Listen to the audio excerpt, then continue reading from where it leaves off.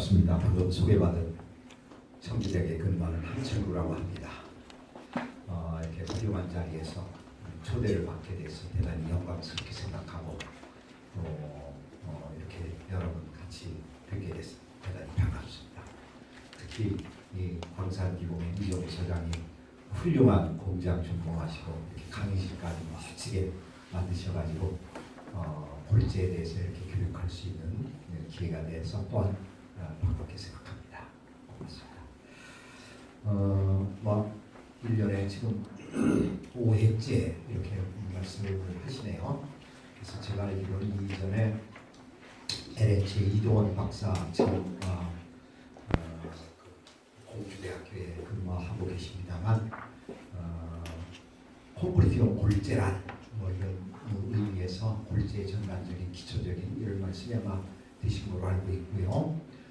요 이전에 김진만 교수님께서 골재 수급 동향 이런 말씀을 해주신 걸로 알고 있습니다. 그래서 그 뒤를 이어서 중복이 안 될 수는 없겠지만 제가 마련한 것은 서원적인 말씀과 물론 골재의 기본을 좀 말씀을 드려야 하기 때문에 골재 개요에 대해서 좀 짧게 말씀을 드리고 제가 준비한 것은 골재의 효율적인 활용 이런 것과 관한 내용입니다. 그래서 KS에 10개의 골재가 있었던 것을 하나로 통합하는 과정에 제가 그 관여를 해가지고 그래서 그런 배경과 내용 또 지금 KS의 규정을 지금 제정 중에 있습니다. 그래서 빠르면 금년 말 늦으면 내년이라도 아마 가능하지 않겠나 싶은데 혼합 골재를 활용하는 KS 교육과 관련한 부분 그 다음에 요즘 발파석 골재라고 하는 부수적 골재 이렇게도 얘기하면서 골재 토사 특히 그 점토 함유량이 대단히 많이 들어가는 부분이 보통 문제가 아닙니다. 그래서 토사 함유량 시험이 현재 KS 교육이 없는데 이런 부분을 새롭게 제정하는 것과 점토 함유량 사용용 규정 이런 것들에 대한 말씀을 드리고 요즘 화력발전소가 그 석탄가스와 복합발전이라고 하는 것에서 콜 게시피케이션 스래그라고 하는 것이 부산물로 나오는데 이것을 이제 골재로 만드는 KS화 작업 이런 것들을 제가 지금 진행 중에 있는데 그 내용과 20mm 골재를 보급 확대하는 엊그저께 그 콘크리트 학회에서 제도 개선 위원회 회의가 있었습니다만 그때 제가 이런 내용으로 그 학회에서 제도 개선과 관련해서 발표했던 이런 내용을 중심으로 말씀을 드려보도록 하겠습니다. 먼저 서원으로 골재란 여러분들이 모르신 분 어디 있겠습니까만은 한문으로 이렇게 뼈 골자를 써서 골재 인체 구조로 말하면 팔 힘이 세기 위해서라면 뼈가 튼튼해야 되죠. 그래서 뼈를 한문으로 골이라고 씁니다. 그럼 콘크리트로 보면 모래 자가는 뼈에 해당하는 골재다. 그러면 팔씨름이 세려면 뼈가 튼튼해야겠죠. 저 사람 통뼈인가 봐 이런 얘기를 해요. 그런데 뼈만 있으면 힘을 씁니까? 뼈만 가지고는 힘을 쓸 수가 없어요. 뼈를 근육으로 단단히 잡아매야 팔에 힘을 쓰는 것처럼 콘크리트도 힘을 쓰기 위해서라면 기본적인 뼈에 해당하는 골재에다가 시멘트와 물로 쓴 풀, 밀가루 풀처럼 풀로다가 얼마만큼 단단히 잡아냈냐 이것이 강도를 지배하는 콘크리트 이런 것이다 이렇게 말씀드릴 수 있습니다. 그래서 골재란 용어 정의로 이렇게 이제 말씀드릴 수 있고 이건 이도원 박사님이나 앞부분에서 많이 얘기가 됐을 테니까 이런 얘기를 자꾸 하면 여러분 졸릴 것 같아요. 그러니까 여러분을 가급적 빨리 좀 스킵하고 핵심적으로 준비됐던 이런 내용으로 말씀드려 가겠습니다. 다음에는 2장 골재의 개요인데요. 정의, 역할, 분류와 품질, 제조 및 생산 이런 내용을 말씀드려 보도록 하겠습니다. 정의, KS 규격, 시방서에 이런 내용들이 있습니다. 골재 모르는 건 없겠죠.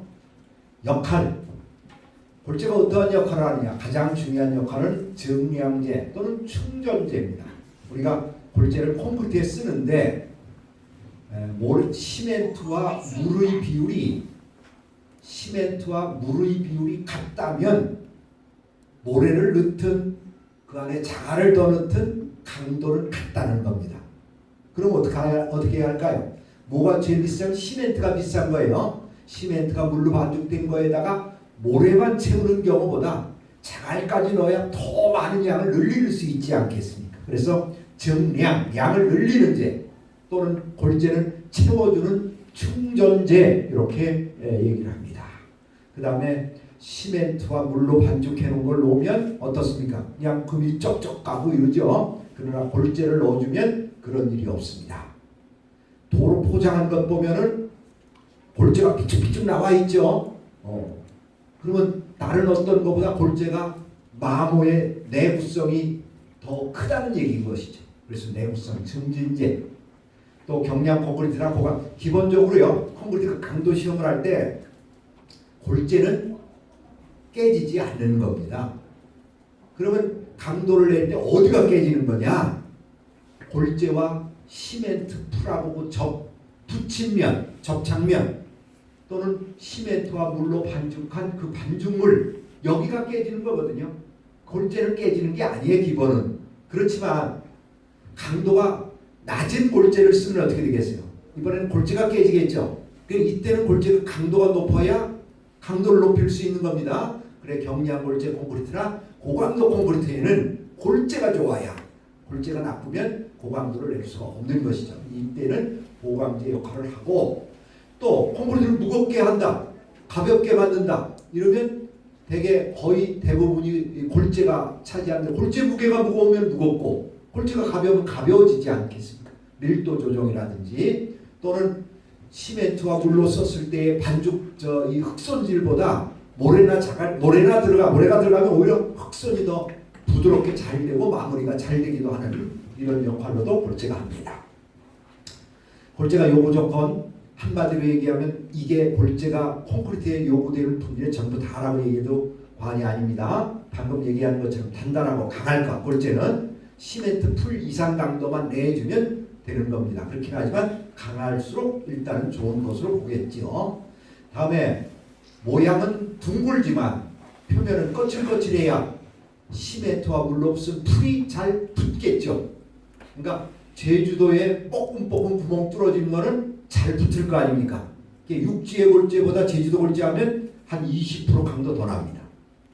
그러니까 잘 비벼지려면 둥글어야겠고 표면은 매끈매끈한 것보다 거칠거칠한 것. 그래서 강자갈보다 쇠석골재를 쓰면 강도가 더 납니다.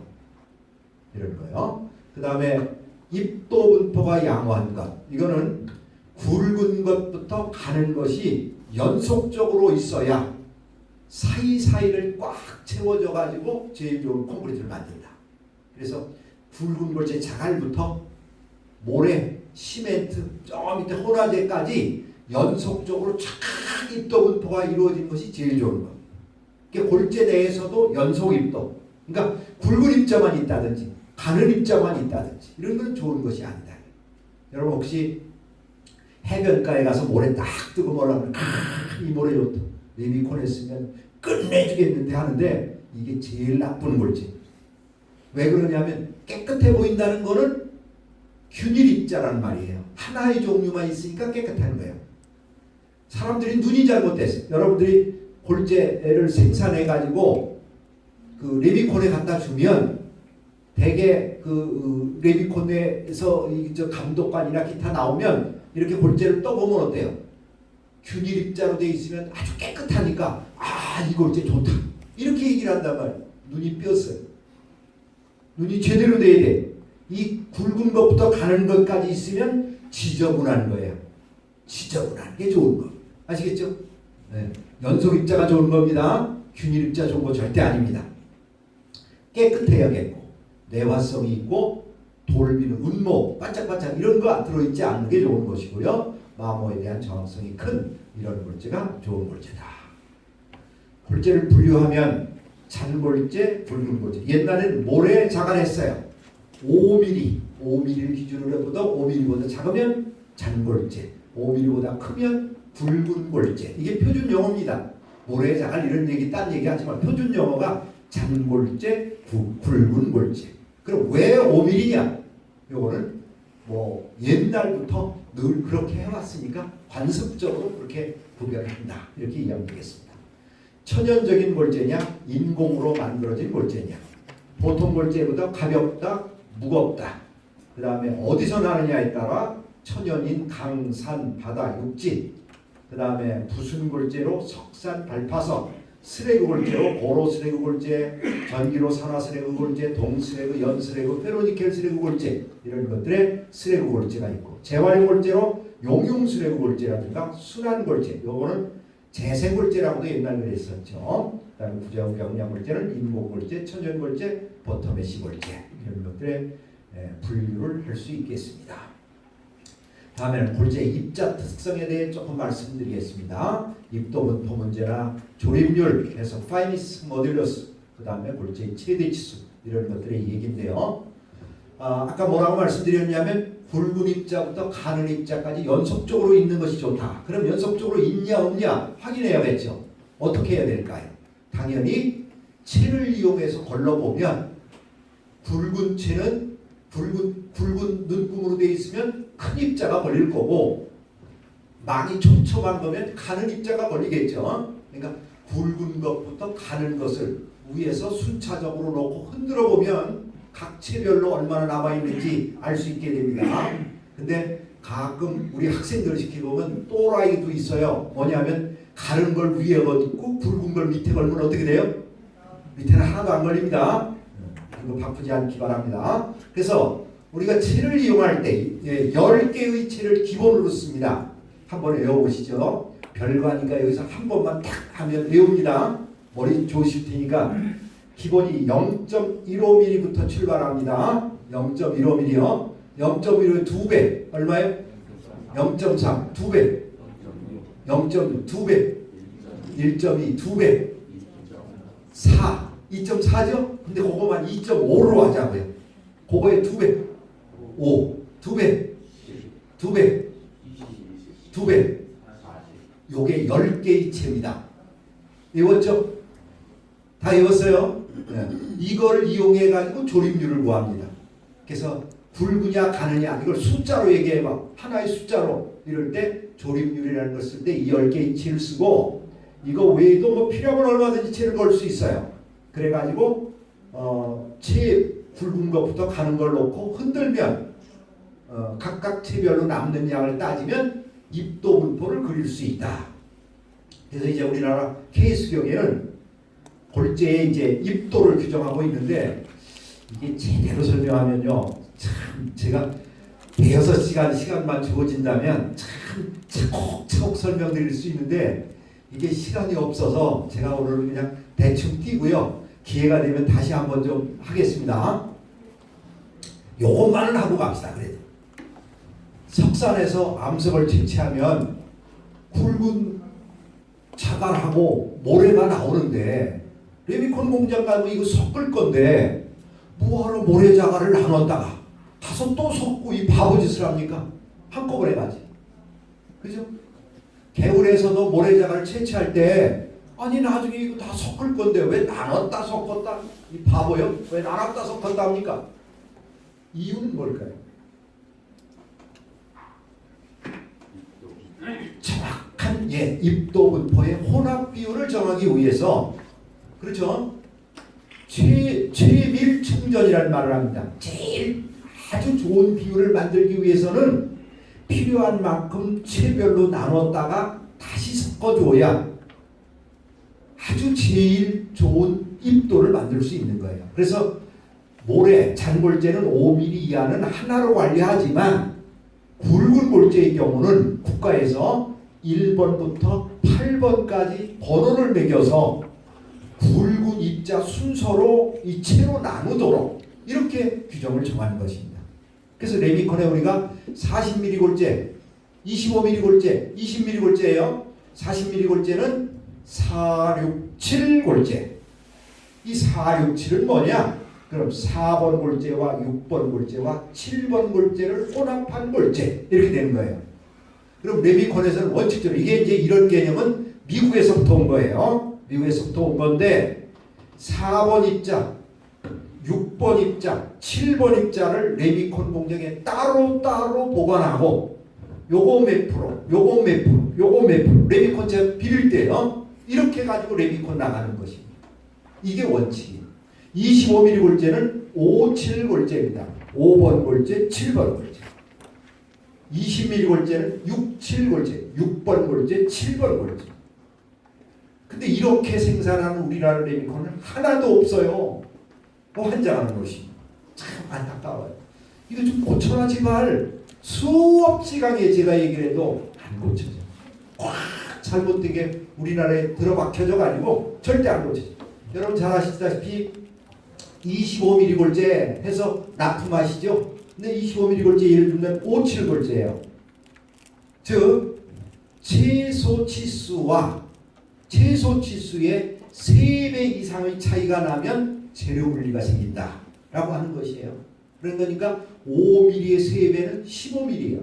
그러니까 5mm부터 13mm까지.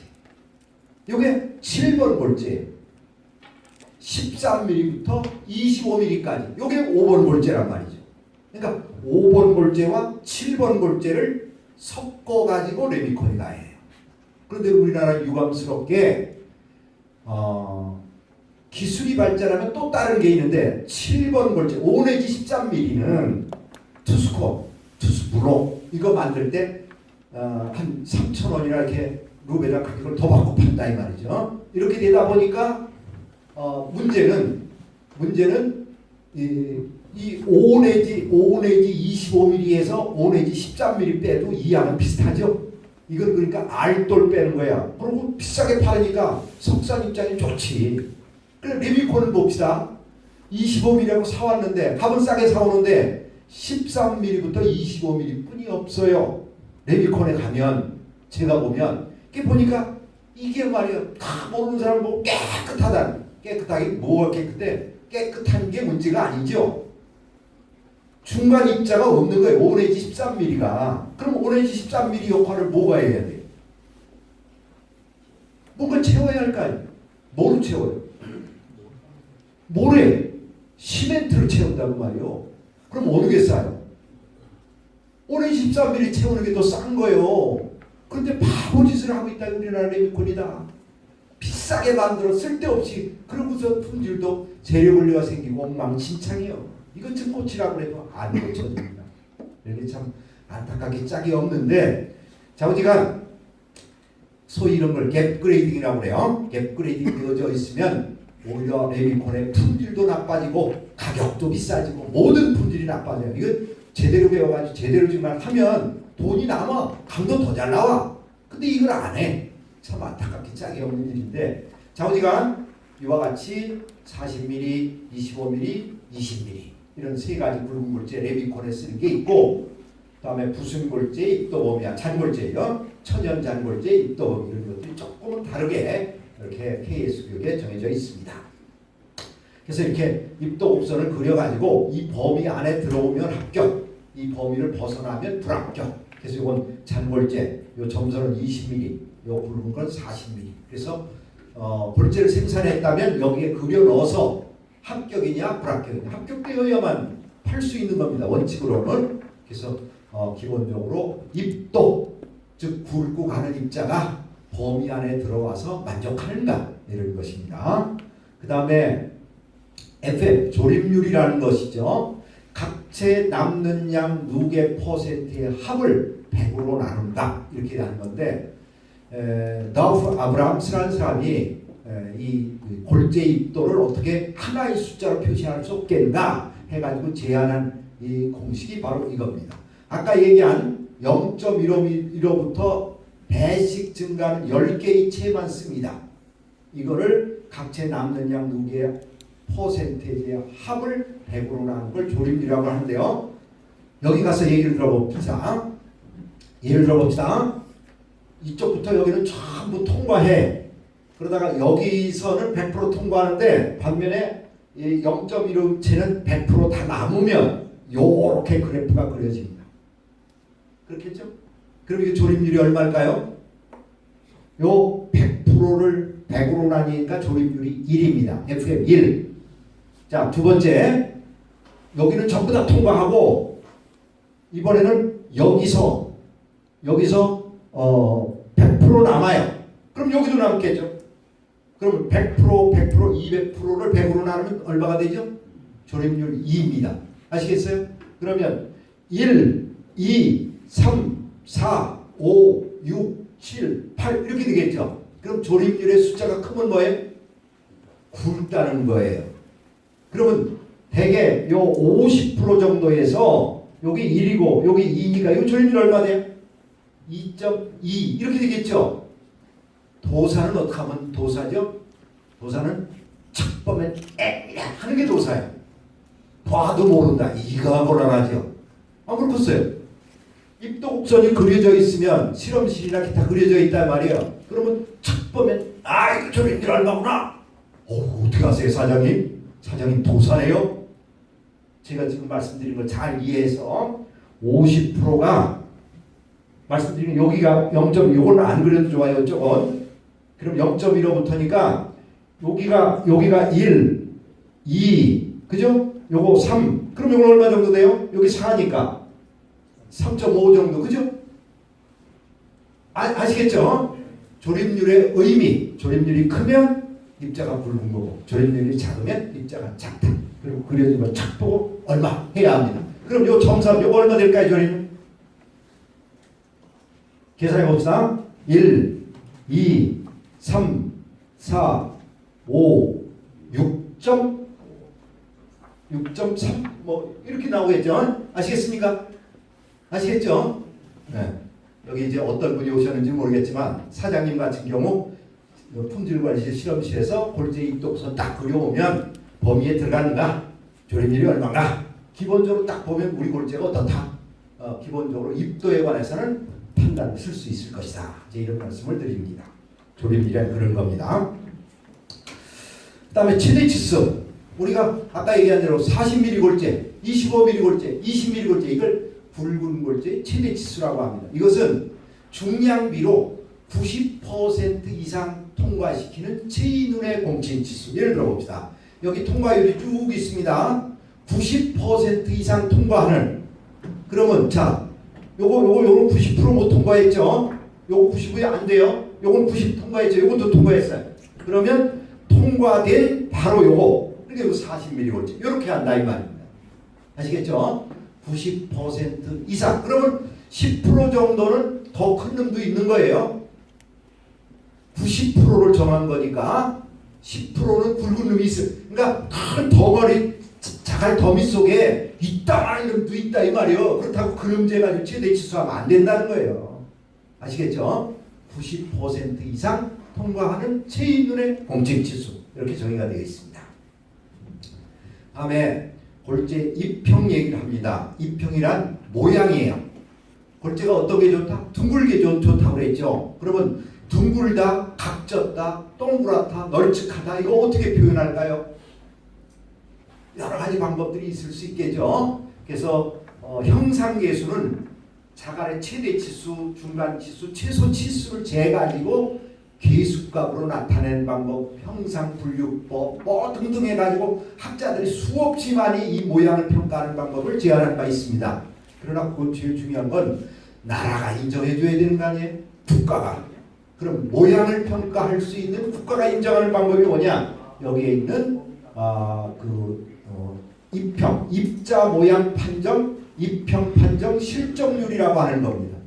입평 판정 실적률. 그건 무슨 말이냐면 주어진 용기 내에 골재를 채운다고 생각해 봅시다. 그럼 이게 각이진 거하고 둥그른 거하고 어느 게 많이 채워져요?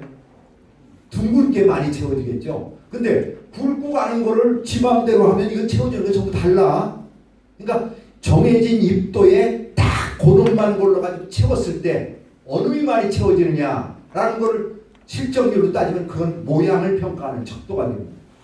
그래서 그것이 둥근 정도를 평가하는 입평 판정 실적률인데 붓은 잔골재는 53% 이상이어야 합격이고 굵은 골재는 55% 이상일 때 K의 수격이 합격 이런 거를 정하고 있습니다. 그래서 근데 이제 이 입평 판정 지금 얘기한 것처럼 정해진 입도의 것만 쓰도록 케이스가 규정되어 있어요. 근데 실제 레미콘에 가보면 입평 판정 실적률이 60%, 70%인 경우도 있어요. 그거는 완전히 동그란 불을 채워도 안 돼. 기가 막힌 귀신이 곡할 노릇이죠. 근데 그거는 처음부터 끝까지 다 집어넣고 한 거예요. 그건 믿을 수 없습니다. 이해하시겠죠? 그 정해진 입도, 그 입도의 물질만 집어넣고 실적률을 구한다. 이것이 요점입니다. 다음에 표면 조직의 얘기를 하겠습니다. 입자가 이제 둥그런 형태는 알았는데 표면이 매끄러운 놈도 있고 거칠거칠한 놈도 있고 표면이 다양할 것이다. 이건 영국 쪽에서 이런 걸 정하고 있습니다. 그래, 그룹을 정해가지고 제주도 올제 같으면 6, 그룹 6, 유리로 라질라질한 건 그룹 1. 요 정도에 따라서 그룹을 정해가지고 표면 조직을 분류하고 있습니다. 다음에 품질 구격으로 밀도, 흡수율, 표면 수율, 실적률, 공급률 이런 것들의 품질 평가가 있습니다. 밀도 옛날 비중 이렇게 얘기했던 겁니다. 절건 밀도, 표건 밀도, 진 밀도 이런 것이 있어요. 그러니까 가로, 세로 높이 1m면 1m에 물이 있으면 무게 얼마 나갈까요? 1몰 단위. 물의 밀도는 1이죠. 1m 높이 1立方m 무게가 얼마 나가요? 1톤 1000kg이 나갑니다. 아시겠죠? 그런데 암석이 1m가 있으면 무게 얼마 나갈까요? 2.5톤. 아시겠죠? 그러니까 골재의 밀도가 크면 무게가 더 큰 값을 낼 거고 밀도가 작으면 작은 값을 낼 겁니다. 이것이 밀도라고 하는 것이에요. 그래 일반적으로 여기 있는 것처럼 잔골재, 굵은 골재의 밀도 범위는 이렇습니다. 그래서 밀도가 큰 골재가 콘크리트에 미치는 영향으로는 밀도가 크면 강도 및 탄성 계수가 크다. 존직이 치밀하니까요. 그 다음에 흡수율이 작다. 내구성이 크다. 마모, 안정성 등 좋은 골재라고 평가할 수 있습니다. 그런데 석산 입장에서는 강한 골재를 골재로 만들려면 암석을 골재로 만들려면 좋은 건 알겠는데 뭐가 문제죠? 장비가 고장납니다. 그렇지 않겠습니까? 그 단단한 놈을 깨려니까 얼마나 힘이 들겠습니까? 그래서 단단한 게 좋기는 하겠지만 생산성을 높인다고 하면 허용 범위 내에서 지나치게 단단한 것은 생산성 문제에서는 좀 문제를 가져올 수 있습니다. 그 다음에 단단하면 각이 뾰족뾰족 쓰지요. 좀 단단하기가 덜하면 좀 둥그러집니다. 이런 것들을 참고하셔서 골재를 제조할 때 이용하시면 될 것입니다. 다음에 이제 골재가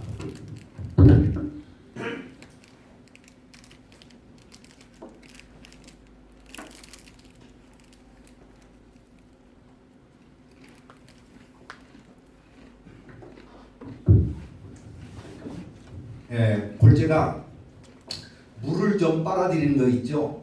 그래서 물을 빨아들이는 것이 얼마만큼 물을 빨아들일 거냐라고 하는 것과 관련해서요. 이제 골재의 상태를 완전히 말라 있는 상태, 흠뻑 물에 젖어 있는 상태. 그럼 요거는 내부는 물로 가득 찼고 표면만 말라 있는 상태. 표면 건조 보아상. 공기 중에서는 요런 정도, 표면에서 안까지 내부에는 있지만 기건 상태. 요런 종류입니다. 그래서 우리가 흡수율이 얼마냐? 그러면 골재가 물을 얼마나 빨아들이냐? 요거를 흡수량이라고 하는데 100분율로 표시하면 흡수율이라고 하겠죠. 즉, 요걸 무게로 따라서 요걸 빼면 물이 되겠습니다. 그거를 건조된 무게로 나눠가지고 100분율을 하면 흡수율 몇 프로 이렇게 나오는 겁니다. 반면에 요거는 골재 주변에 물이 있는 거니까 표면 수량이라고 해요. 개울에서 물 줄줄 흐르는 거 이렇게 파오면 물이 골재 주변에 있지 않습니까? 요거를 표면수량, 요거의 비율을 표면수율, 그 다음에 요건 유효 흡수량, 요거는 기건 함수량 이렇게 해서 표현하고 있습니다. 그래서 골재는 물을 많이 빨아들이면 좋을까요? 나쁠까요? 흡수율이 큰 게 좋아요? 작은 게 좋아요? 작은 게 좋습니다. 흡수율이 크면 물을 많이 빨아들이는 건 골재가 어떻다는 얘기예요? 안에 구멍이 많다는 얘기죠? 그러니까 물을 많이 빨아먹을 거 아니에요. 그래서 KS 규격에는 3% 이하 뭐 이런 것들의 흡수율의 규격 이런 걸 정하고 있습니다. 실적률, 공급률. 용기 내에 이번에는 가로 세로 뭐 1m의 공급이 없는 상태가 아니라 골재로 만들어서 용기 안에 채우면 어떨까요? 공간이 많이 차지하죠. 그럼 다시 한번요. 자갈을 만드는 걸 여러분들이 굵은 골재를 자갈을 만드는 거를 1m 높이 1m로 채우면 무게 얼마나 갈까요? 아까 암석을 이렇게 1m는 2.5톤 나간다고 했죠. 암석을 골재로 만들어 여기다 채우면요. 여기 있는 것처럼 1. 여기 나온가요? 1.5톤 전후 뭐 좀 무거운 1.6, 1.7 상황에 따라 다릅니다. 근데 왜 2.5톤 안 나가고 이렇게 1.5톤밖에 안 나가요? 문제는 공극이 들어있다. 그래서 실제 차지하는 비율이 얼마고 공극이 차지하는 비율이 얼마인지 요거를 실험에 의해서 이렇게 표현하더라고요. 그러면 굵고 가는 골재가 연속적으로 잘 들어있으면 공극이 적을 것이고 균일 입자로 되어 있다면 공급률이 클 것이죠. 이런 것이고 또 이거는 또 함수, 물하고의 관계도 있어요. 골재 사이에 물이 있으면 물이 골재 사이에 서로 미는 힘에 의해서 부피를 늘립니다. 부피를 늘려요. 그래서 그 부피의 증가가 있게 되는데 여기 보면 가는 모래로 굵은 모래, 중간 모래, 가는 모래로 갈수록 5% 흡수율 이런 상태인데 약 35% 이상 부피가 늘어나요. 부피가 늘어납니다. 그러면 이런 거 있죠. 골재를 생산하는 거를 레미콘 공장으로 싣고 갑니다. 그런데 하나의 차 안에 나달이 몇 개냐라는 걸 놓고 봤을 때 부피가 많이 늘어났다면 나달이 몇 개 안 되는 거죠. 그죠? 부피로 올랐으니까. 그래서 이걸 일정한 함수일 때 부피가 이렇게 늘어나는 현상을 벌킹 현상. 함수율이 물을 넣어주면 이 부피가 줄어듭니다. 요건 이넌데이트 현상. 그러면 이게 골재면 어렵다면 이런 얘기 합시다. 집을 지을 때 땅을 팠어요. 파서 메워요.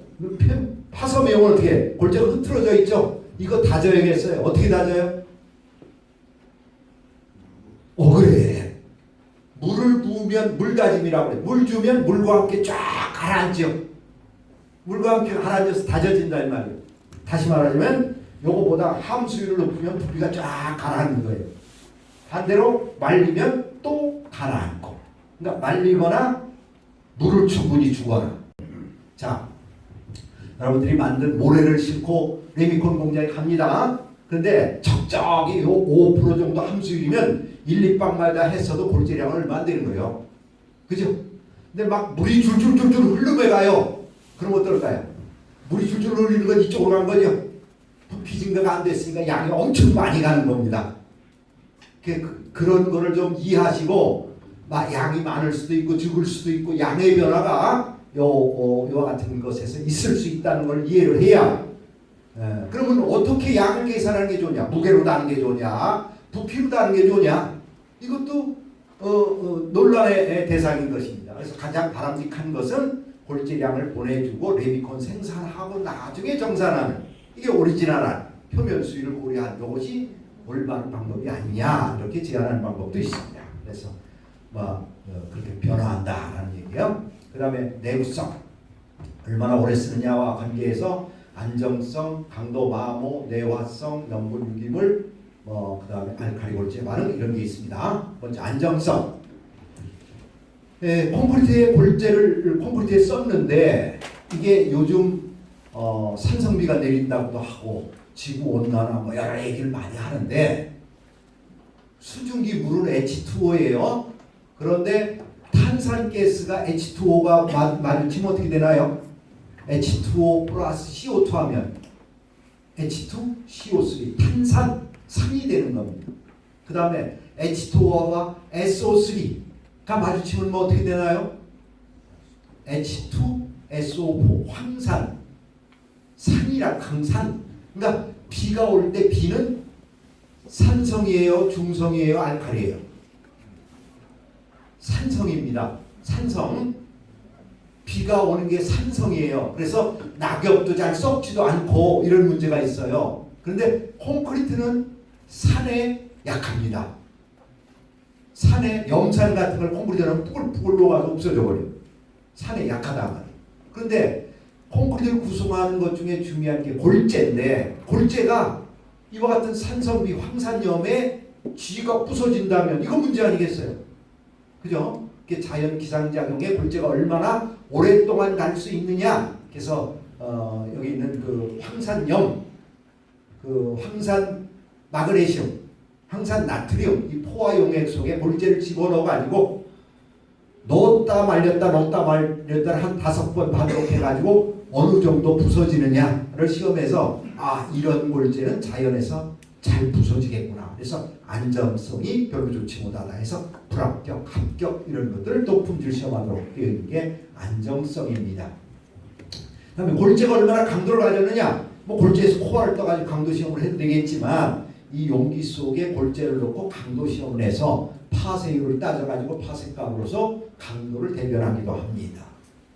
다음에 마모, 도로 포장 같은 걸 마모죠. 골재가 얼마나 마모에 잘 견디느냐, 견디지 못하느냐 이런 것인데, 요게 이제 쇠로 만든 통입니다. 쇠통. 근데 요 쇠통 속에 중간에 선반이 되어 있어가지고 쇠다마하고 골재를 함께 집어넣고 이걸 돌립니다. 그럼 어떻게 될까요? 이 선반에 이렇게 돌아갈 때 골재와 쇠다마가 같이 위로 올라갔다가는 밑으로 뚝 떨어지겠죠. 떨어지면서 쇠다마와 골재가 부딪혀가지고 골재가 부서지는 겁니다. 그래서 500바퀴 돌리고 또 1000바퀴 돌리고 해서 여기 2.5mm 채로 쳐가지고 남는 거는 마모가 안 되는 거, 통과한 건 마모된 거. 그래서 마모율이 40% 이상이 되면 불합격. 이렇게 평가를 하는 마모 시험 방법인데, 이걸 제일 먼저 어디서 고안했느냐 하면 미국의 로스앤젤레스라는 도시에서 이 시험기를 이렇게 만들었어요. 그래서 이 시험기에 붙여진 이름은 로스앤젤레스 마모 시험기. 이렇게 하는 것입니다. 마모. 다음 내화성. 건물이나 이런 경우는 불이 날 수 있어요. 불이 났는데 콘크리트 구조물이 멀쩡하게 있어야지 건물이 팍 주저앉았다. 이러면 이제 곤란하단 말이에요. 그러니까 콘크리트에 대략 한 70~80%가 모래자갈 골재인데 이 골재가 불에 잘 견디는가 못 견디는가, 이거는 중요한 선정 요인이 될 수도 있는 겁니다. 그래서 여기 여러 암종별로 강도값을 표현하고 있는데요. 우리 주변에 제일 많이 쓰는 골재가 뭘까요? 암종이 뭐예요? 화강암. 네, 화강암이 제일 많습니다. 그럼 화강암은 불에 강할까요? 약할까요?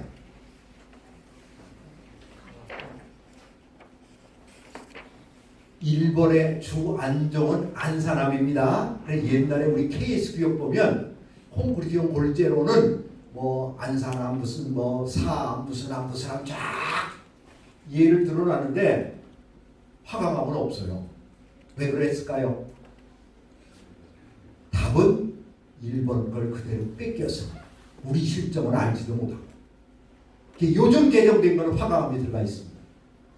그 어떻게 보면 화강암 쓰지 말라는 얘기예요. 우리나라 화강암 안 쓰고 내볼지 말도 안 되는 이런 엉터리 같은 이런 것이 전에 있었어요. 우리나라가 엄청 발전하는 것 같아도 아직도 멀었어요. 아직도 멀었어요. 참 안타깝게 짝이 없는 이런 여러 가지 일들이 많습니다. 자, 우리나라 화강암은 여기에 이 맨 위에 있는 게 화강암이죠. 이게 계속 끌고 간다면 최고로 좋은 겁니다. 그러나 유감스럽게 이게 500도를 넘어서부터는 팍 떨어지는 석영분이 팽창 붕괴하면서 570도 이하부터는 강도가 떨어져서 불에 약한 골재, 대리석 석회암도 마찬가지. 그러나 안산암, 일본의 화산 폭발에서 만드는 이런 것들은 계속하고 위로 올라가죠. 내화성이 있는 골재, 이렇게 분류하는 것입니다. 다음에 유기불순물로 점토와 실트입니다. 그러면 골재가 우리가 아까 잔골재와 붉은 골재를 어떻게 구별한다고 했죠? 5mm, 5mm보다 크면 굵은 골재, 5mm보다 작으면 잔골재입니다. 0까지 가나요? 어딘가가 나눠줘야 되겠죠? 그것이 얼마냐면 0.08mm 0.08mm 체를 통과하는 이 잔입자는 불순물로 보는 겁니다. 그럼 0.08mm는 다른 말로 하면 1mm의 1000분의 1은 1마이크로입니다. 그러니까 이건 80마이크로. 80마이크로 이상이면 모래, 잔골재예요. 80마이크로 이하 5마이크로까지는 실트, 5마이크로 이하 1마이크로까지는 클레이, 점토, 1마이크로 이하는 콜로이드가 되는 것이. 그래서 콘크리트의 골재로서 실트까지는 피해가 적어요. 실트분까지는.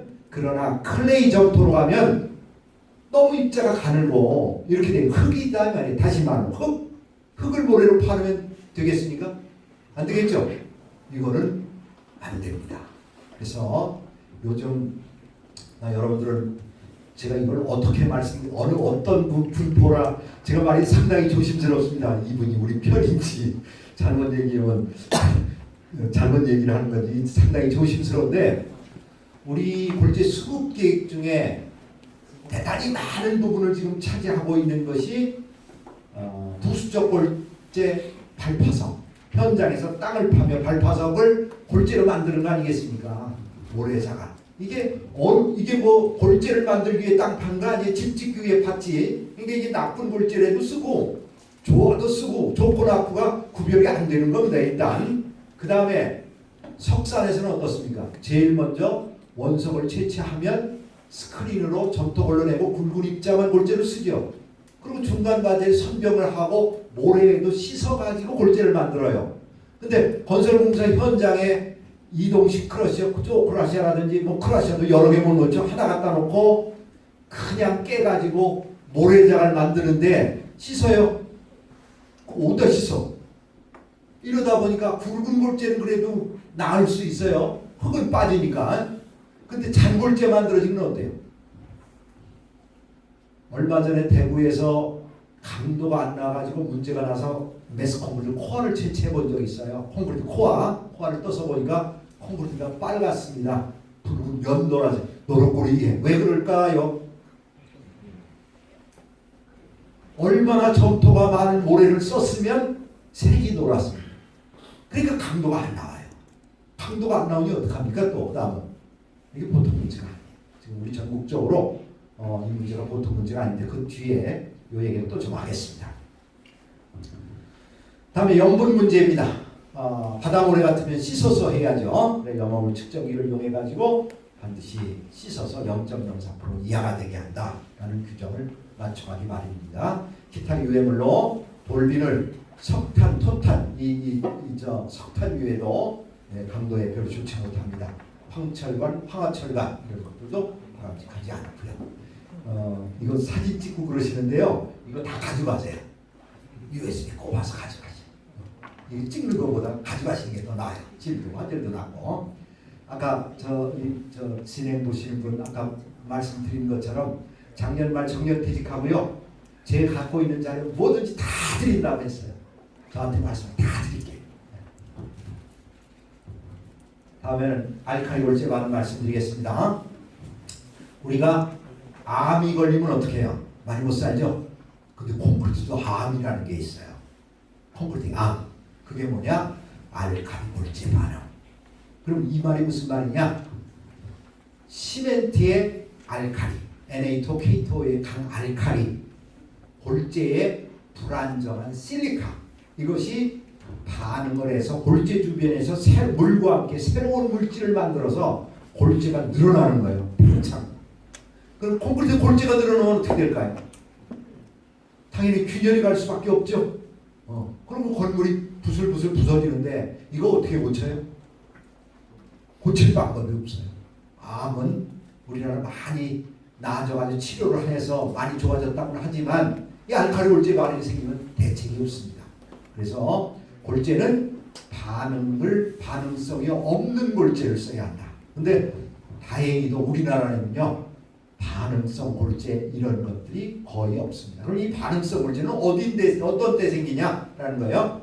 일본과 같은 경우에 화산 폭발에 의해 가지고 그냥 암장에 뜨거웠던 것이 갑자기 식어져 버렸다 이게. 그러다 보니까 이게 안정적인 S하고 산소가 정렬적으로 잘 결합되어지면 안정한 건데 갑자기 식어버리니까 이게 불안정하게 결합되어 있는 거예요. 이 사이를 알칼리가 뚫고 들어와가지고 반응물을 만들며 부피를 늘려. 이러니까 이제 부풀어 올라가지고 골재가 부풀어 올라서 콘크리트가 막 금이 나고 이런 문제가 생기는 겁니다. 우리나라는 복받은 나라예요. 지구 저 밑에서 천천히 식으면서 만들어진 골재. 이걸 심성암, 화강암이 그 골재입니다. 그래서 화강암 골재는 알칼리 골재 반응이 없어요. 그래서 우리나라에는 이게 비교적 문제가 없는데 그래서 뭐 별로 그렇게 많이 시험할 필요도 없어. 그런데 일본 걸 뺏기다 보니까 일본 하는 식으로 자꾸 실험을 하도록 하는 이런 것들이 있기는 합니다만 우리나라는 참 행운적입니다. 일본이 있어가지고 태풍이 와도 일본이 막아주고요. 그죠? 여기는 알칼리 골재 반응이 있고 지진도 일본은 많고 우리는 지진 없죠. 참 그런 거 보면 단군 할아버지가 땅 하나는 잘 잡은 것 같아요.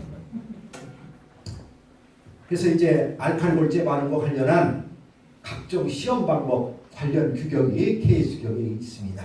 이것도 시간이 있으면 충분히 설명해 드리면 좋은데 시간이 없어서 오늘은 그냥 스킵하겠습니다. 다음 기회에 이런 거를 좀 말씀드리는 거로. 이게 이제 알칼리 골재 반응을 일으키면 이런 모양으로 균열이 갑니다. 이게 일본의 이런 모양이 어떻습니까? 이런 보기 참 한심하죠? 안타까워요. 그렇다고 이걸 어떻게 치료할 방법이 없어. 헐고 다시 하는 거예요. 참 안타까운 일입니다. 다음에는 골재 제조 및 생산. 이거는 제가 말씀드리지 않고 여러분들이 이런 쪽을 하는 것이기 때문에 너무나 잘할 거라고 생각해서 그냥 간단히 넘어갑니다. 채석, 부인쇄, 선별, 부순자갈이 만들어지면 파쇄 정형, 세척, 모래 필터 프레스를 짜가지고 부순 모래 폐미분말 나오고 뭐 이런 생산 라인을 거칩니다. 쇠석기, 쇠사기 이런 게 있고요.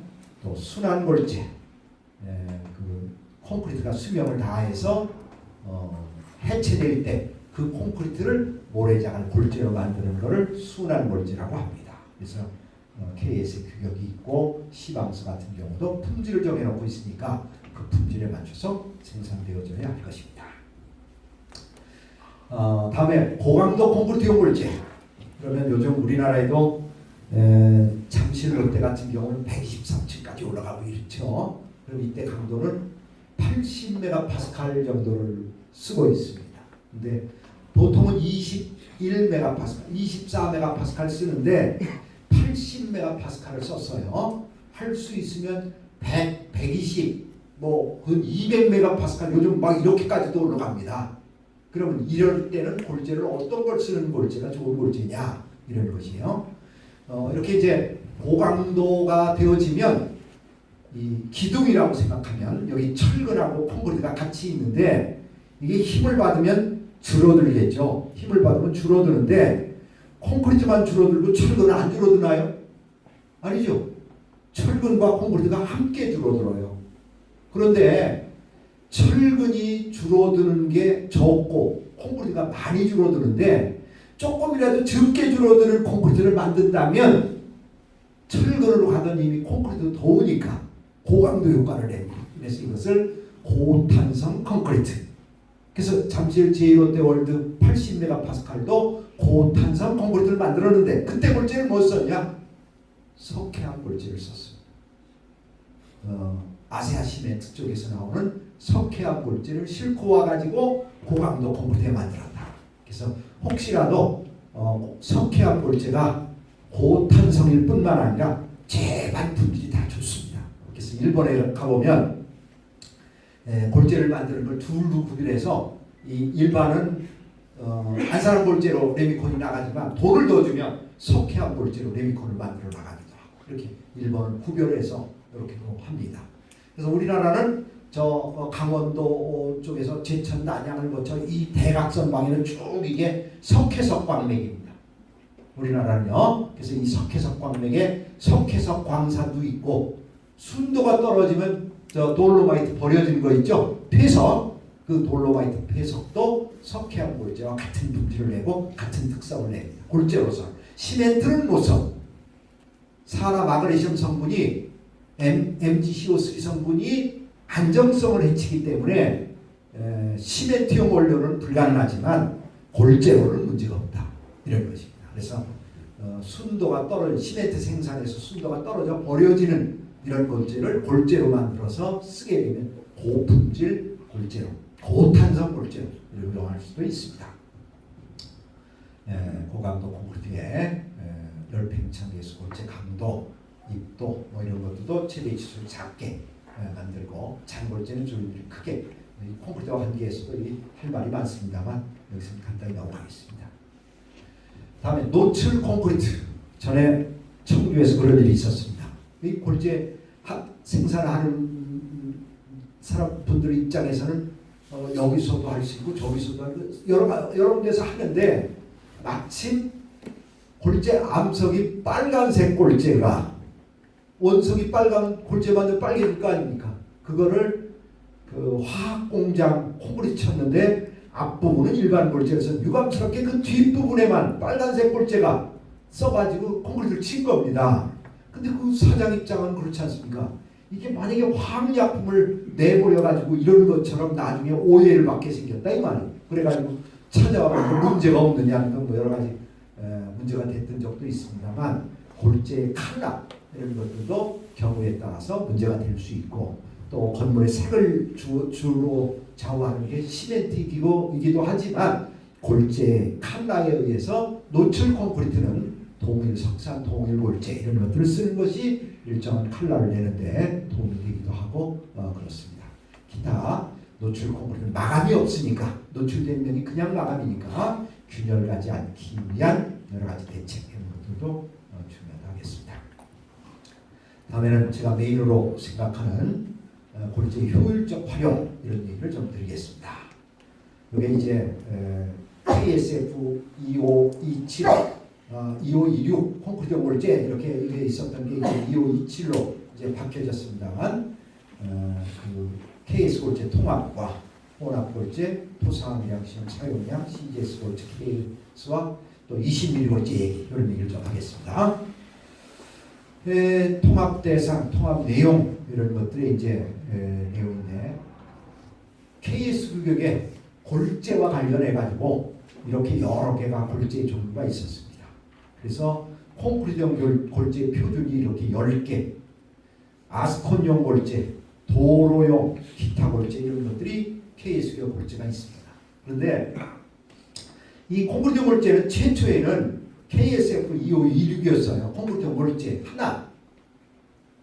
1965년도 KS규격이 처음으로 제정이 됐거든요. 그때는 KSF 256 콘크리트용 골재 이거 하나뿐이었다 이 말이에요. 그러다가 1967년도에 콘크리트용 부순돌, 그때만 해도 이제 강물의 강자리 없어지니까 부순돌 부분이 KS로 들어가는 거예요. 그래가지고 그것이 이제 부순골재 2527 콘크리트용 부순골재가 되는데 한번 여러분 생각해 보십시오. 부순골재는 콘크리트용 골재 아닙니까? 그죠? 뭐가 좀 이상하잖아요. 이 나머지 이거는 뭐 콘크리트용 골재 아니에요? 그럼 256 콘크리트 골재는 뭐고 이런 것도 뭐냐? 결국 뭐예요 그러면? 2526에 정한 콘크리트 골재는 뭡니까? 이건 천연 골재인 것이에요. 부순 골재를 만들었으면 콘크리트용 천연, 강물의 강자를 천연 골재 이렇게 써야 되는데 이걸 그냥 이렇게 해가지고 지금까지 왔던 거예요. 그러다 보니까 우선 의미도 잘 전달이 안 되고 각각 연도별로 이것이 이제 KS 규격화하다 보니까 뭐 형태도 제각각, 품질 규격도 제각각. 그 다음에 올해는 이게 개정이 됐는데 다른 건 안 됐고 다음에 가니까 아직도 또 개정이 안 되고 이게 엉망진창이더라고요. 그래서 일이 돼서는 안 되겠다 싶어가지고 제가 콘크리트 제도 개선 위원장을 맡고 이러면서 이런 것들을 좀 개정해서 발전시켜야지 이러면 안 되겠다 해가지고 제도 개선을 시도해가지고 제가 맡아서 이 10개 KS 규격을 하나로 통합시켰습니다. 그래서 여기 보면 콘크리트용 골재, 부순 골재 이렇게 10개가 있는데 각각의 목차가 이렇게 제각각이에요. 이렇게 서로 달라요. 이래 돼서는 어떡하겠습니까? 이래 돼서는 안 되겠다 해가지고 그 다음에 2525 콘크리트 골재로 하나를 다 통합시키려고 하다 보니까 이미 2527로 KS 마크를 내준 사례가 있다 이거예요. 그럼 이 사람은 2566으로 집어넣으면 2569 다시 받아야 되죠. 이게 기존에 KS 마크를 받은 사람에게는 그대로 유지하기 위해서 2527의 콘크리트용 골재로 2527로 제도를 처음에는 2526으로 만들었는데 그런 문제가 있어가지고 2527로. 그럼 2526은 지금 없는 거죠. 삭제되고.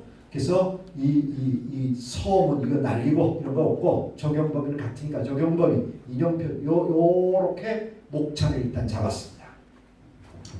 그 다음에 기호를 좀 쓰자. 기호로 하면 좀 편리할 수 있으니까. 그래서 영문자 기호로 천연골재, 내추럴, 굵은골재, 그래블, 잔골재, 샌드 이래가지고 영문 약자로 표현하고 기존에 있던 것 중에 막 고급 보통 이런 품질도 있으면 그거 그대로 살려서 일단은 10개를 하나로 통합시켜서 하나로 만들자 이래가지고 그 골재가 뭔지 이것도 설명해가면서 이런 표를 이제 보충하게 되는 겁니다. 그러고서는 이제 물리적 성질로 들어가가지고 여기 보면 천연골재, 부순골재, 고로스레그골재, 전기로선하고 동스레그 그러면서 연스레그, 페로니켈, 용융슬, 수란골재, 구조율 10개 있던 걸 하나로 뭉쳐서 하나의 표로 정리를 했다 이거예요.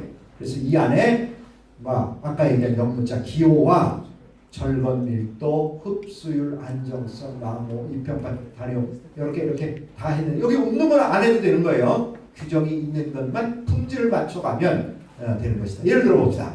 여러분들이 이제 부순골재가 가장 많은 걸 테니까 굵은 골재, 잔골재 CG, CS 이렇게 기호를 쓰기로. 그럼 간단하니까 뭐 부순 굵은 골재, 부순 짠 골재 이런 자꾸 길으니까 CG, CS 이런 간단하죠. 그러면서 절골 밀도는 2.5 이상, 흡수율 3% 이하, 안정성 굵은 골재는 12, 잔 골재는 10% 이하, 마모 굵은 골재만 40%. 아까 얘기한 이평 판정 실점률 잔 골재 53, 요거 50. 이렇게 품질을 규정. 기존에 있던 겁니다 이게. 기존에 있던 걸 그냥 가져온 거예요 여기다. 그렇죠? 제가 뭐 다른 짓은 안 했습니다. 그냥 가져와가지고 하나로만 정리하면 나중에 이게 한꺼번에 개정이 되면 한꺼번에 늘 한꺼번에 움직이니까 따로따로 놀던 것이 통일이 되는 이런 결과를 가져오는 겁니다. 이게 일본은 아직도 따로따로 해요. 우리가 일본 걸 뺏깁니다. 일본의 제도가 만들어 바짝싸게 우리 뺏겨요. 근데 번역해서 또 뺏기고. 근데 이렇게 함으로써 일본보다 앞서 있어요. 일본은 따로따로 일본말 바라바라 돼 있거든. 그러니까 이 애들은 이게 서로 유대가 안 되고 동시에 개정도 안 되고 이런 문제. 그리고 우리가 잽싸게 이렇게 해놨어. 그러니까 일본도 아마 우리 따라오지 않을까 싶어. 아니면 어떤 의미는 깜짝 놀래거나 이럴 수도 있습니다. 일본이. 이렇게 이제 품질이 됐고 물리적 성질. 다음에 화학 성분. 그래서 이번에는 이제 산화칼슘, 산화마그네슘, 황, 삼산황, 철 뭐 이런 부순 골재는 이거에 대한 규정이 없죠. 스레그 골재 쪽이나 이런 것들이 이것이 이제 문제가 되니까 이런 것들이 규정이 있습니다. 이렇게 정리했습니다.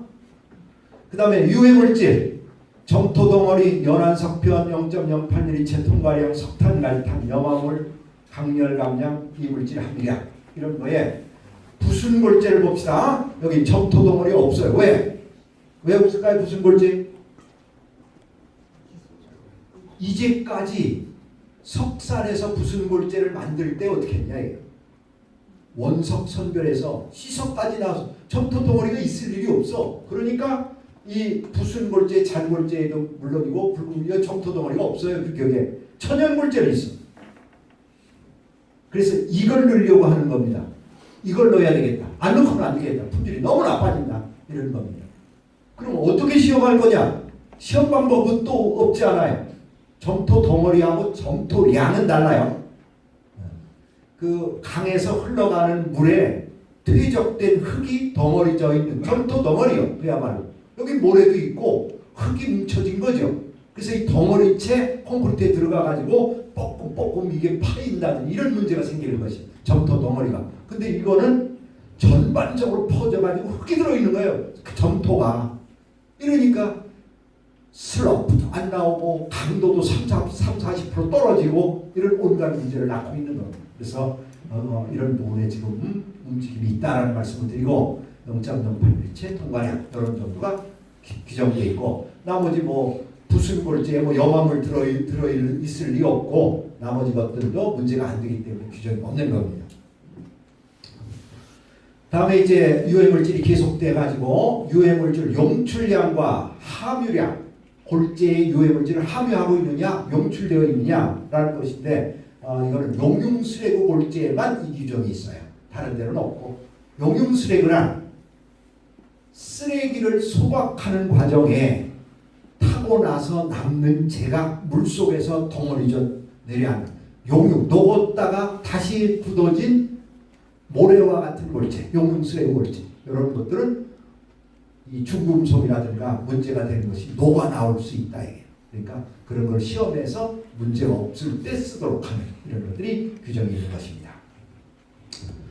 아까 얘기했죠. 입도요. 1번부터 8번까지가 있습니다. 그러면 아까 얘기한 3, 5, 7 그러면 3번, 5번, 7번을 섞은 게 3, 5, 7이에요. 4, 6, 7 여기 40mm라고 하는 거 5mm부터 40mm요. 즉 4, 6, 7번 골재를 혼합한 거 5, 7, 6, 7, 7, 8 이런 식으로 잠깐만 1번부터 8번까지 입도별로 석잔에 쫙 놓고 사갈 사람이 필요한 입도별로 사가는 거죠. 근데 이제 5번 이상은 별 의미가 없죠. 현재 레미콘은 만약에 댐 농사를 하거나 이래서 더 큰 놈을 써야 할 거라면 이쪽으로 하겠지만 4, 6, 7, 4번 이하로 4, 5, 6, 7, 8 이제 8번도 2.5 내지 그 10mm이기 때문에 2.5mm 이하 부분, 5mm 이하 부분을 포함하고 있어서 실질적으로는 7번까지가 의미가 있습니다. 그러니까 다시 한번 4, 5, 6, 7 4등분으로 석산에서 4등분으로 골재를 생산하면 수요자가 그 비율대로 사가가지고 혼합하는 이런 방법이 되면 가장 바람직하고 이상적인 겁니다. 이 번호 체계를 이렇게 관리하는 건 미국 스타일이다. 일본에는 40, 20 또는 2005 그러니까 제일 큰 거와 작은 거 5mm부터 20mm 또는 20mm부터 40mm 이렇게 해가지고 이런 기호로 관리합니다. 그래서 40mm 나갈 때는 40, 20에다가 200을 혼합해가지고 토목용으로 나가고 건축용은 거의 20mm만 나가는 이것이 일본의 골재 방법입니다. 그래서 그 아까 막 이렇게 하나로 통합되어 가지고 2527로 이제 되어서 주요 변경, 인증 대상 확대라든가 또 발생원에 따른 분류와 기호와 조립률 규정 현실화 또 골재 제조 규정상 상세화 부속세 이런 것들도 더 추가해 넣습니다. 납품성 표시상 개정 이런 것들을 해가지고 하나로 통합된 2527 규정을 만들어 주게 된 것입니다. 다음 두 번째 혼합골재의 활용 또 혼합골재라는 것을 지금 KS에서 작업 중에 있습니다. 제가 기술표준으로부터 용역비를 받아가지고 연구를 끝내가지고 보고해서 이제 이게 심의를 거치게 돼서 통과하면 잘하면 금년 통과하면 내년이라도 이게 KS 규격에 아까 10개 종류가 있지 않습니까? 그 맨 밑에다가 혼합골재 이게 KS 규격이 하나가 들어가는 겁니다. 자 무슨 말이냐면 이래요. 바다 모래를 골재로 쓰는 경우 있죠. EZ 회사요. 입장 얼마나요? 바다 모래. 아주 그냥 엄청 나는 거예요. 그럼 이 모래를 쓰려면 어떤 걸 써야 돼? 석산에 굵은 입자를 써야겠죠. 굵은 입자를 써야 돼요.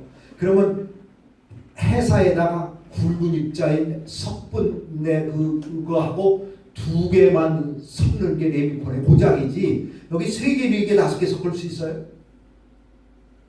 안 되죠? 근데 품질이 나쁜 거를 가져와서 효율적으로 사용하는 방법이 서로 다른 걸 섞어주는 거예요. 특히 순환골재 그건 100% 안 되잖아요.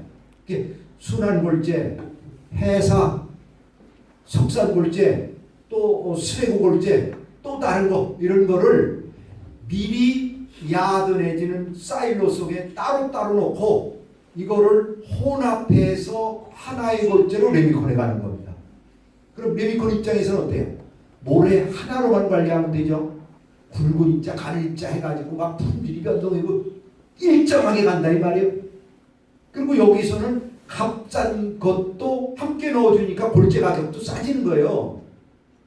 그래서 여러분들 막 이 교육 받고 여기 오신 분들 혹시 석산을 운영하시는 분 같으면 야드가 좀 넓게 있을 거 아닙니까? 땅이. 그죠? 땅이 넓으면 그런 넓은 땅을 이용해 가지고 지금 말씀하신 것처럼 이렇게 서로 다른 골재를 저장해서 혼합만 해서 실어주면 이게 방법 두 가지입니다. 연속적으로 일정한 양이 나오는 걸 연속 믹사로 보내주는 방법이 있고 또 하나는 건 요거 몇 그램, 요거 몇 그램, 요거 몇 그램을 혼합한 다음에 보내주는 방법. 이렇게 혼합하는 건 두 가지 방법이 있을 수 있을 거예요. 케이스에 두 가지를 다 넣었습니다. 이렇게 해서 혼합되어진 것을 공급하는 이런 골재. 가능합니까? 어떻게 영업되시겠습니까? 예? 비용이 더 나올 거예요. 비용이 더 나올 것 같죠? 그런데 그렇지는 않습니다. 저는 그렇게 봅니다. 그리고 제가 실험한 거 바다 모래하고 석산 부순 골재하고 섞어서 물시멘트 50% 정도의 양호한 골재를 쓰면 강도가 우리나라 한 35메가파스칼 나와요. 그런데 이 두 골재 섞으면 강도 21메가파스칼도 채 안 나와요. 그럼 자, 이 골재를 쓰게 하려면 이 강도를 높이려면 시멘트를 엄청나게 넣어줘야 돼요. 근데 폐기물로 나오는 쓰레기 골재를 넣어가지고 입도를 쫙 맞추면 이게 35메가파스칼 올라갑니다. 가격은 더 싸지죠. 버려지는 걸 넣는데. 잘 생각해 보세요. 비쌀 거라고 오해하는데 그래가지고 잘못 오해하면 타이밍을 놓칩니다. 어느 골재를 쓸 거냐라는 거는 저렴한 걸 순한 골재, 예를 들어 여러분 건물 해체하고 나오는 콘크리트를 골재로 만들었다고 칩시다. 그것만 가지고 골재 가지고 가면 받아주겠어요? 그거 비싸요, 싸요? 쌀 거 아닙니까? 그러니까 일반 골재에다가 그걸 같이 섞어가지고 최적의 품질로 맞춰서 입도 맞춰가지고 모든 품질 비용 맞춰서 가면 값이 싸요. 그리고 레미콘에서는 강도를 잘 내니까 결국 이게 싼 겁니다. 좀 돈이 더 들어가더라. 그러니까 어느 하나에 만드는 설비 들어가고 장비 들어가고 얘도 떼어 먹어야지 뭐 얘도 먹어야지 뭐 이런 거 저런 거 따지고 하면 에이 비싸지요 라고 생각하는데 꼭 그렇지만은 않다. 꼭 그렇지만은 않다. 라는 걸 잘 생각해 보시고 먼저 점령하면 먼저 일찍 일어나는 새가 오이를 먼저 먹는다죠. 먼저 출발하면 좋은 결과가 올 수도 있습니다. 정보입니다. 다른 분들한테 말씀하지 마세요. 여러분들만 하세요. 그래 여러분들이 부자 될 수 있습니다. 그래 교육받은 사람과 안 받은 사람이 차이가 나야지 똑같으면 됩니까? 세상 불공평은 하다고 생각할지 모르지만 그런 게 차이가 나야 합니다. 여러분 배운 만큼 빨리 앞서가서 빨리 대처하면 미리 준비 딱 하고 있다가 케이스 교육 바꿨다. 그럼 나 업하자 하고 바로 들어갈 수 있다면 누구보다 앞서가면 좋은 일이 있을 수도 있습니다. 한번 참고하시기 바랍니다. 골재 실태가 지난번 김진만 교수님 강의 들으셨겠지만 우리나라 매우 어렵습니다. 어쨌든 아주 어려운 상황에 놓여 있는데 이 문제를 풀 수 있는 유일한 방법이 뭐냐? 혼합골재밖에 없다는 거예요. 혼합골재. 그럼 기존의 레미콘 공장에서 서로 다른 두 개를 달아서 하는 방법 그것도 인정하고 그것도 하고 혼합되어서 가져오는 것도 인정하자는 거예요. 지금은 혼합되어서 가져오는 건 인정 안 해요. 케이스 아니요. 케이스 교육품이 아니야. 그렇게 쓰면 안 돼. 근데 그거를 허용한 그게 뭐가 달라? 그죠? 따로따로 계량해서 콘크리트 섞이는 거나 섞어서 가져오는 거나 뭐가 달라요? 다를 게 없는 거예요. 그래서 그거를 더 넣음으로 해서 더 많은 활용성을 갖자라고 하는 것이 목적인 것입니다. 그래서 다시 말하자면 A, B 입고해서 분리 저장한 다음에 계량해서 레미콘을 만들어 건설사에 납품하는 방법이 있는 반면에 A 산지, B 산지, C, D 여러 개의 산지를 미리 섞어가지고 입고해서 레미콘을 만들어 건설사에 가는 이것이 이 방법이 혼합골재 방법이라는 것입니다. 그러니까 요거를 KS 규격에 집어넣는다라고 하는 점을 이해하시기 바라겠습니다. 다음에는 토사함유량 시험 및 사용 규정에 대한 얘기를 하겠습니다. 아까도 말씀드린 것처럼 워낙 골재가 없다 보니까 또 이 골재가 부족하다 보니까 공급자 중심으로 바뀌고 또 이게 우선적으로 생각할 때 돈이 싼 거에 먼저 갈 수밖에 없다. 근데 건설공사에서 땅을 파서 암석이 나오면 이제까지 제가 대학 다니라 옛날에는 이거를 갖다 버리는 잔토 처리비에서 건축주가 돈을 주었어요. 이거 갖다 버리라고 하는 비용으로. 그런데 요즘은 어떻습니까? 땅을 파면 크라시아를 놓고 여기서 골재를 만들어 가는데 이 사람은 이게 돈을 버는 거예요. 거꾸로. 돈 주어서 버리던 거를 안 하니까 나는 좋다라고 생각하지만 아까 얘기한 것처럼 충분히 석산에서 부순골재를 만드는 것처럼 설비를 투입하지 못하니까 씻지도 못하고 입평계량도 안 되고 또 원석 자체도 뭐 엉망다양하고 이러기 때문에 품질로서는 상당히 불안정한 것이에요. 이것이 현재 우리나라에서는 유통되고 그것도 뭐 이 앞에서 보면 이게 그 발파석골재입니다. 이게 무려 41%를 차지하는 게 우리나라 현실이에요. 물론 이건 2014년이니까 지금은 또 어떻게 바뀌었는지 모르겠지만 비슷할 겁니다. 이게 뭐 값이 쌀 수 있지 않겠습니까? 레미콘이 어디를 할까요? 당연히 싼 거 사가려고 할 거 아니에요.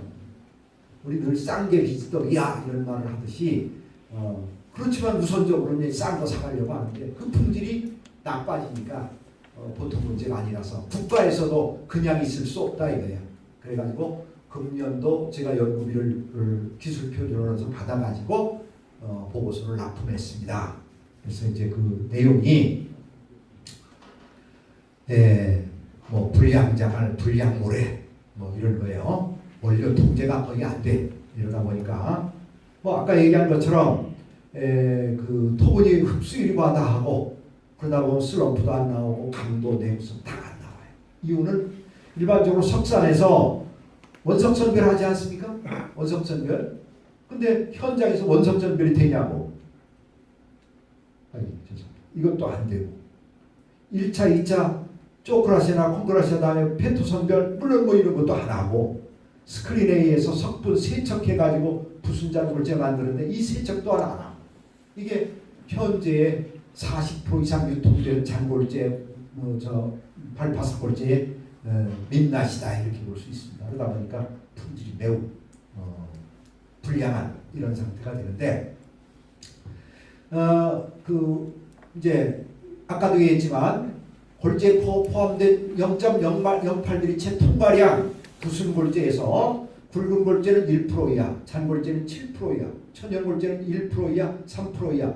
이거는 석산에서 잔골재를 생산할 때 0.08mm를 통과하는 것은 대개 점토가 걸러진 실트질입니다. 클레이가 아니라 그래도 이거 이상 포함해서는 안 된다라고 하는 건데 클레이, 점토는 없다 이게 규정이.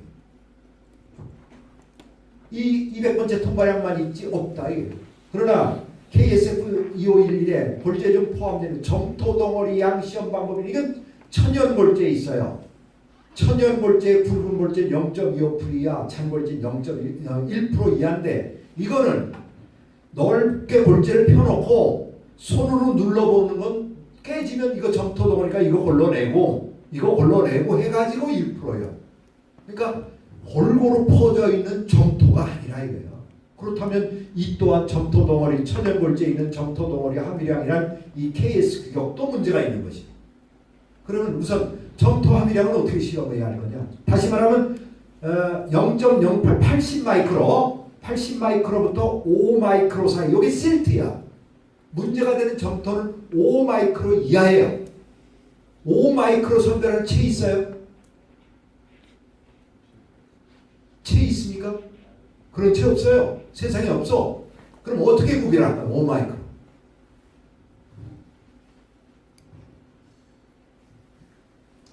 그래서 그 KS 교육의 반영이 필요한데 이게 토분 판정을 위한 입도 분석입니다.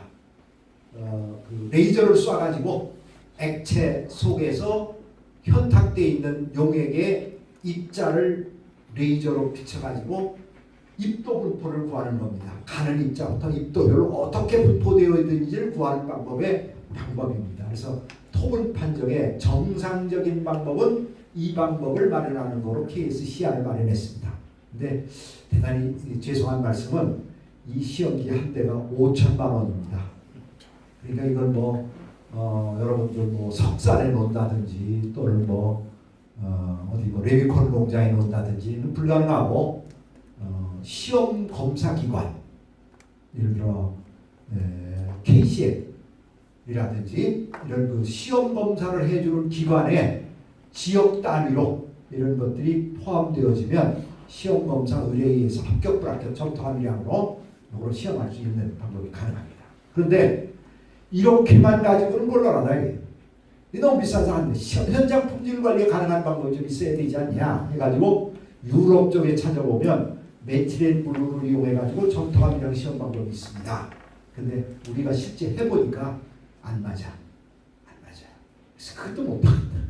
그래서 뭔가 또 고민에다가 제가 찾아낸 방법이 이 하이드로메탈을 이용하는 방법인데 이 하이드로메탈은 들고 어려운데 뭐냐면 밀도계라는 액체 밀도계 이런 거예요. 여러분들 우유 있죠? 소 젖자 가지고 우유가 나오면 여러분 욕심 같아서는 물을 똑같은 양 2배 넣으면 우유값 2배 오를 거 아니에요? 그죠? 우유 가게에 반치러 갑니다. 받아줄까요? 너나 먹으라고 그래요. 갖다 너나 먹으라고. 왜? 그런 식으로 한다면 우유에 영양가가 있을 거면 그게 어떻게 되겠어요? 그럼 어떻게 그걸 검사하나요? 검사 안 하고 받을 리가 없어요. 유리로 밑에 납이 달려 있고 유리관으로 된 걸 이렇게 딱 띄우면 밀도가 높으면 이게 높게 부력에서 뜨고 밀도가 낮으면 이렇게 가라앉는 이걸 하이드로미터 또는 액체 밀도계라고 하는 것이. 그래서 제 방법은 1000cc 메스실린더. 이거 물론 메스실린더를 알죠? 여기에 200g이라든지 얼마 정도 모래를 넣고 1001리터까지 물을 채운 다음에 이거를 엎었다 제꼈다 하다가 이걸 띄워주면 이게 얼마만큼 뜨고 얼마에 가라앉는다. 이거만 재면 점토함량이 얼마다 라는 걸 시험이 가능합니다. 간단하죠. 요 하이드로메타 밀도계를 띄우는 것도 돈 많은 거 안 해요. 메스실린더도 돈 많은 거 안 하고 몇천 원밖에 안 해요.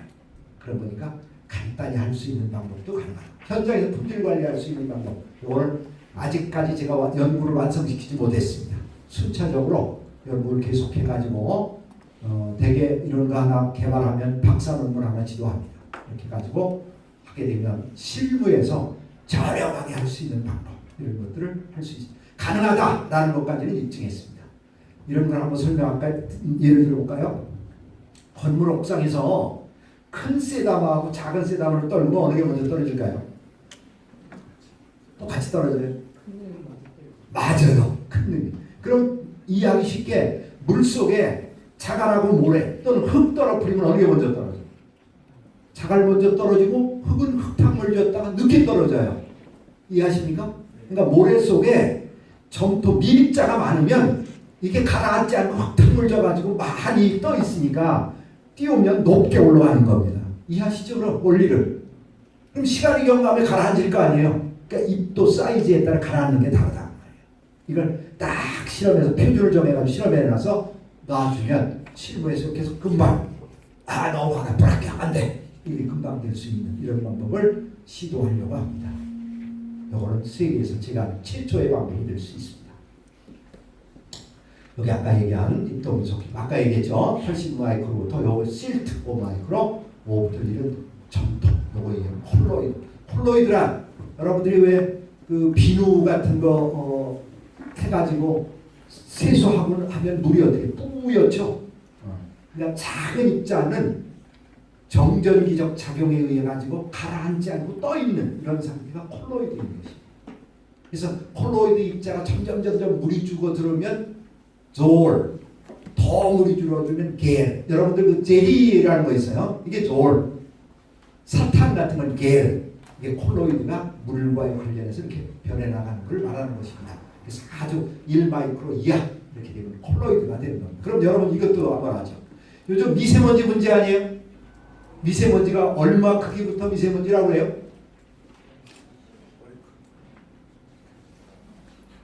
시멘트 입자는요 10 내지 60 마이크로입니다. 플라이시라는 것도 10 내지 60 마이크로. 그러면 그 시멘트가 분쇄해서 날아가는 놈을 시멘트를 잡을 거 아니에요. 잡는 걸 백필터, 전기집중 이런 거 잡아요. 다 잡아요.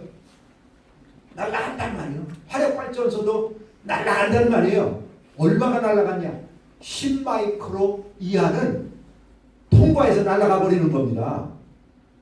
그래서 미세먼지 10 마이크로 이하.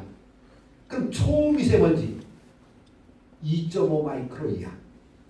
요 입자 크기 같은 거 생각해 보면서 이해해 보십시오. 점토 입자 같은 것이 고비 사막 저쪽 몽고에서도 발원해가지고 우리까지도 옵니다. 이런 것들이 다 점토 성분에 해당하는 초미세먼지 이런 것들의 일종이 되는 것입니다. 자, 밀도 크기와 관련해가지고 이런 양이 모래에 많이 들어가면 그게 어떻겠습니까? 좋을 리가 없겠죠. 그런데 아주 없는 것보다는 조금 들어있는 게 낫습니다. 왜? 아까 말씀드렸죠? 연속 입자. 가장 잘 채워져 있는 이런 것이 좋을 수도 있습니다.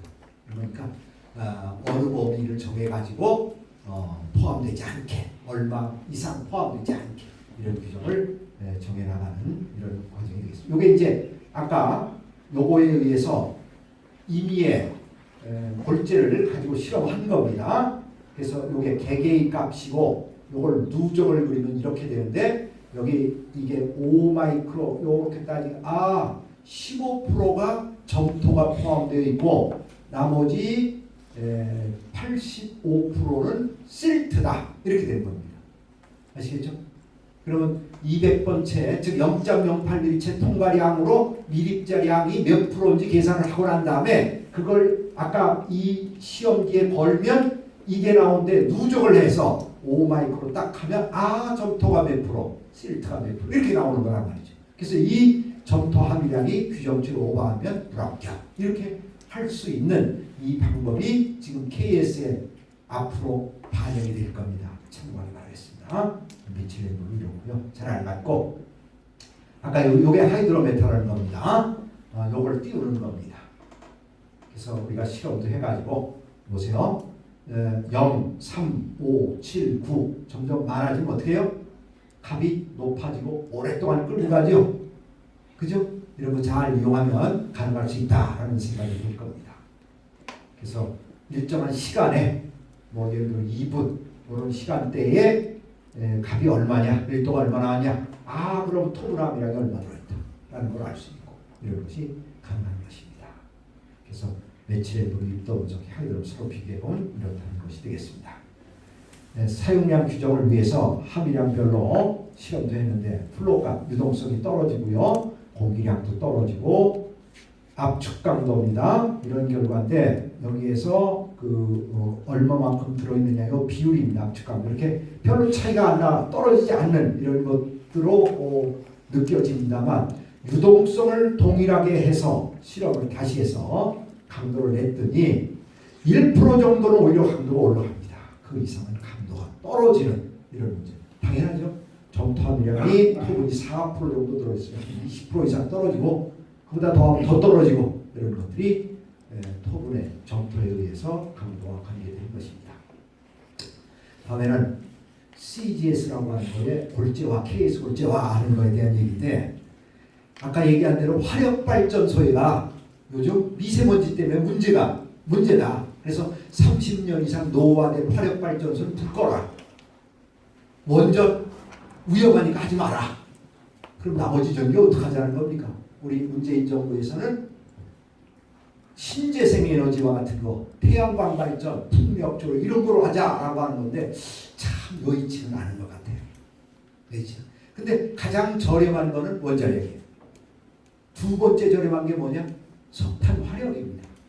근데 석탄 화력에는 미세먼지 이거 어떡할 거냐라고 하는 것인데, 그래서 여기 대안으로 이게 서부발전 태안화력의 서부발전의 태안화력에 있는 석탄 가스와 복합발전이라는 이 발전소가 시범적으로 처음 새로 우리나라에서 만들어진 겁니다. 막 이런 방법이면 그런 문제를 해결하지 않겠다라고 하는 것인데, 미세먼지를 절대적으로 줄이고 또 공해물질 함유량 이런 것들을 절대, 이거는 일반적으로 석탄을 떼면 플라이 애쉬가 80%, 버텀 애쉬가 20%인데 이 경우는 플라이 애쉬는 20%, 버텀 애쉬가 80%. 즉 버텀 애쉬경이 콜 게시피케이션 슬래그라고 하는 게 80%가 나오는, 그래서 미세먼지라든가 유해물질이라든가 모든 것이 근원적으로 줄어드는데요. 이건 시간이 없네요. 제가 일본에 가가지고 이거를 논문을 발표했던 이런 내용들인데 이건 생략하고, 결론적으로 얘기하면 발전 형태가요. 찜기통 속에서 석탄을 석탄을 불어 연소를 시키는데 불완전 연소해서 가스를 만들어 가지고 가스를 정제해 가지고 가스를 태워 발전을 합니다. 그리고 석탄에다가 석회성을 좀 넣어요. 용융성을 높이기 위해서. 그래서 불완전 연소하면서 벽을 따라 흘러내려 가지고 물속으로 빠져 가지고 슬래그가 나오는, 그래서 이것이 꼭 모래 정도의 크기 이런 겁니다. 그래서 이거를 모래로 써도 거의 문제가 없는 이런 정도의 연구 결과가 나와서 내일 모레 서부발전에 우리가 이것을 가지고 가서 최종 보고를 지금 할 예정으로 있습니다. 그래서 이거를 용융슬래그 쪽에서 이 골재를 넣어가지고 KS에 담는 이런 것을 시도하고 있습니다. 마지막으로 이게 11월 7일이니까 며칠 안 됐죠. 아주 따끈따끈한 겁니다. 그래서 이걸 링크를 볼 수 있는데 시간이 5분밖에 안 남아서 이것 또한 어렵겠네요. 붉은 골재 최대 치수 계산 방안 이런 것들을 콘크리트학회에서 제가 발표를 한 내용인데, 아까도 조금 말씀드린 것처럼 우리가 후진국일 때는 단순화가 좋아요. 이것도 저것도 모두 하나로 다 될 수 있는, 그러니까 다시 말하면 여러분 한번 보십시오. 레미콘이 요즘 붉은 골재 최대 치수가 어느 게 제일 많아요? 25mm 레미콘이 90몇 프로를 차지해요. 거의 대부분이야. 그런데 봅시다. 메시고한 구조물, 매트 콘크리트 이런 데는 수화열의 문제인데 이거 큰 자갈 써도 되잖아요. 그죠? 이거 40mm 쓰면 좋잖아. 40mm 주문하면 20mm 갖다 줍니다. 더 비싸 40mm가. 그럴 리가 없죠. 40mm가 싸지 왜 더 비싸냐? 조금 덜 빠도 분쇄를 덜 해도 덜 하는 건데 40mm 골재가 쌀 수밖에 없는 겁니다. 그렇게 되면 골재가 차지하는 양이 많기 때문에 시멘트도 적게 들어가. 그런데 수화열도 적고. 그래서 이 메시브한 구조물은 40mm 골재가 좋은 거고요. 일반 옛날에 강자갈을 쓸 때는 25mm도 좋다 이게요. 근데 무슨 돌로 만들어서 25mm는 강자갈 25mm가 같아요? 아니요. 각이 져 있고 뭐 이래가지고 아주 시공성이 나빠요. 그래서 일본 애들이 오래전부터 이 강자갈은 25mm 좋은데 붓은 골재로 만들 때는 20mm까지만 하고 25mm를 없앴어요. 그래가지고 일본에 가가지고 레미콘에 야 니들 언제부터 25mm 생산 안 하냐? 꼬박꼬박 15년 한 20년 됐다. 일본은 20mm하고 40mm 이렇게 둘로 나눠져가지고 우리는 맹강 25mm. 그럼 맹강 25mm가 좋습니까? 20 내지 20mm와 40mm 나누는 게 좋습니까? 자, 우리나라는 보통 포트레 시멘트도요. 강도는 525 28일 압축 강도가 52.5메가파스칼 하나 한 종류입니다. 아시죠? 시멘트 강도 하나요. 중국은요. 325, 425, 525, 625, 725가 있어요. 여기에 R이 붙습니다. 이건 유럽 쪽 시스템이에요. 그러니까 시멘트의 강도가 다르단 말이에요. 그럼 고강도일 때는 강도 높은 시멘트 쓰고 매스 콘크리트나 이럴 때는 저발열의 강도가 낮은 걸 써야 수화에도 좋은 거예요. 그러니까 수요자의 요구 아니면 다양한 기술 전문 다양해야 적응이 될 거 아니에요. 그래서 제가 주장하는 게 시멘트도 하나가 아니라 강도 등급을 좀 나누자. 우리도 이제 그럴 때 됐지 않냐.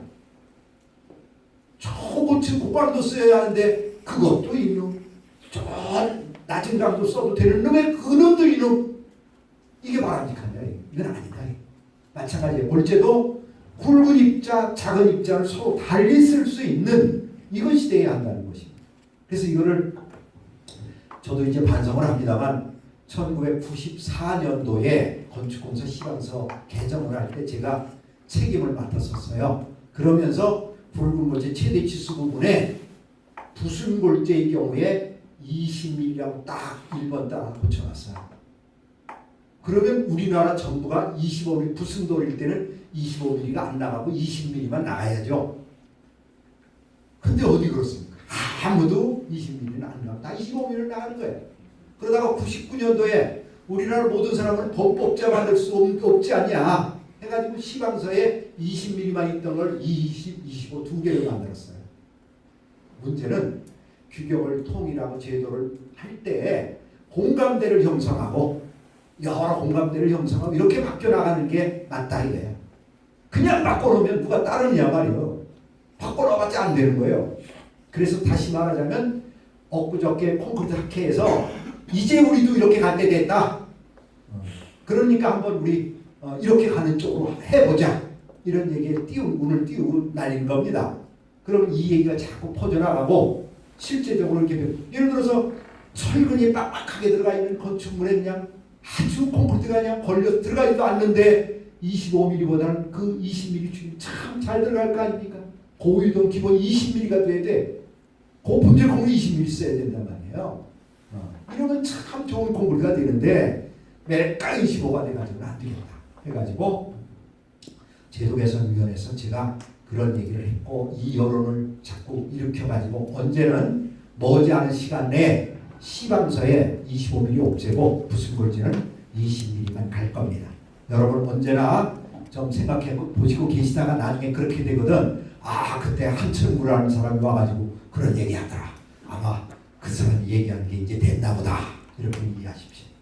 그러면 아마도 이렇게 이제 바뀌는 것이 될 것입니다. 그래서 여기 있는 것처럼 지금은 이렇게 돼 있어요. 시방서가. 그래서 천연골재는 25mm도 좋다 이거예요. 부순골재는 25mm 없이 요렇게 고치는 거를 개정안으로 만들어서 앞으로 홍보해 나가고 이게 충분히 홍보가 됐다. 이제 뭐 모든 사람이 다 알고 많은 수가 이제 움직여서 일부를 하고 있고 뭐 어디를 구체적으로 얘기해서 뭐합니다만 삼표 쪽에 골재를 만들면서 20mm 골재를 생산해가지고 일부 그린 콘크리트 뭐 이러면서 일부 썼어요. 그래서 이런 것들이 자꾸 퍼져나가고 어느 정도 되면은 그때는 20mm로 바꿀 겁니다. 그렇게 이해해 주시면 좋겠어요. 시간이 다 됐습니다.